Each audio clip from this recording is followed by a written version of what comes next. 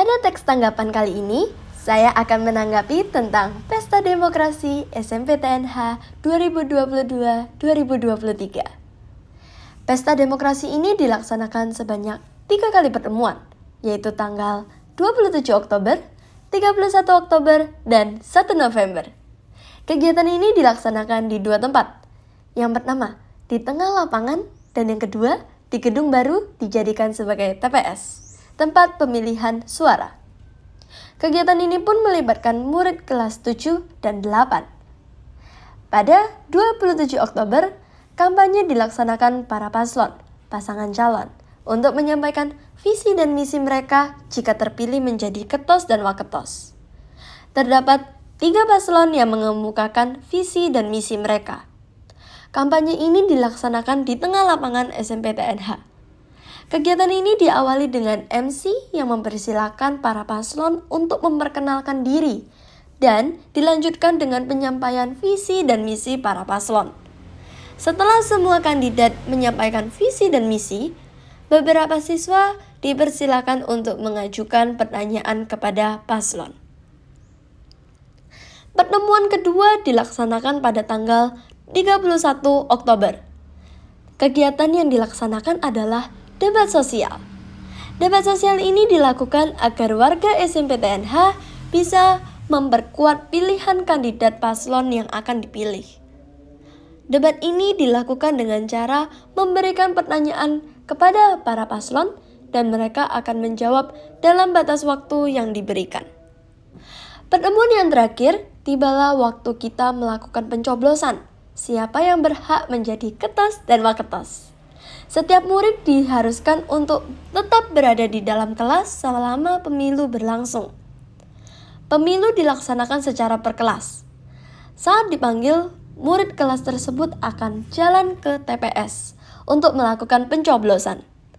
Tiba di TPS, pertama absen terlebih dahulu, lalu masuk ke ruangan pencoblosan.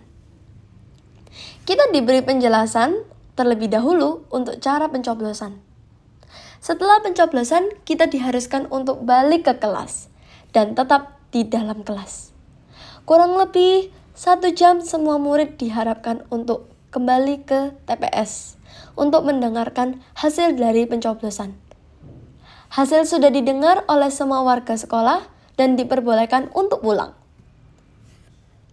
Menurut saya, kegiatan demi kegiatan berjalan dengan baik, tetapi ada beberapa kekurangannya. Kegiatan pertama adalah kampanye. Pada kegiatan kampanye, suasana kurang mendukung karena dilaksanakan di luar kelas. Akibatnya, banyak siswa yang tidak mendengarkan visi dan misi yang disampaikan karena merasa gerah. Dalam berkampanye, para kandidat melaksanakannya dengan baik. Ketika debat berlangsung, terdapat beberapa kekurangan. Kekurangan yang pertama, yaitu ketika kandidat menyampaikan jawaban atas pertanyaan yang diberikan oleh guru, suara yang terdengar tidak terlalu jelas. Disertai suara para pemilih yang sangat gaduh membuat suasana yang awalnya adem menjadi kacau.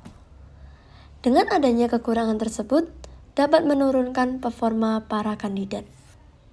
Pencoblosan berjalan dengan lancar.